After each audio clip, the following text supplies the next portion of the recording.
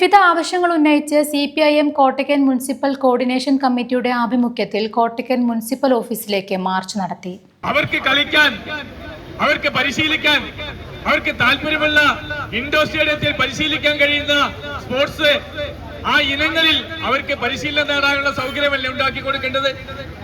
അതിന് പകരം അത് പണമുണ്ടാക്കുന്നതിന് വേണ്ടിയിട്ടുള്ള ഒരു ഉപാധിയായി മാറ്റിയിരിക്കുന്നു എന്നതാണ് ഞങ്ങളുടെ ആക്ഷേപം.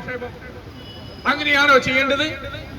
കോട്ടക്കലിലെ ചെറുപ്പക്കാരോട്, കോട്ടക്കലിലെ ക്ലബ്ബുകളോട്, കോട്ടക്കലിലെ യുവജന സംഘടനകളോട്, കോട്ടക്കലെ മുഴുവനായിട്ടുള്ള യുവജനങ്ങളോട് ഈ ഭരണസമിതി എടുക്കുന്ന നിലപാടുകളുടെ സൂചനയാണ് ഈ ഇൻഡോർ സ്റ്റേഡിയം ലീസിന് കൊടുത്തു എന്ന് പറയുന്നത്.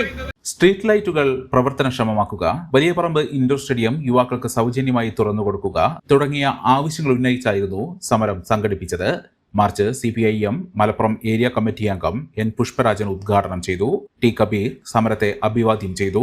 CPIM Kottakkal south local committee secretary ER Rajesh സ്വാഗതം പറഞ്ഞ ചടങ്ങിൽ നോർത്ത് സെക്രട്ടറി TP ഷമീം അധ്യക്ഷത വഹിച്ചു.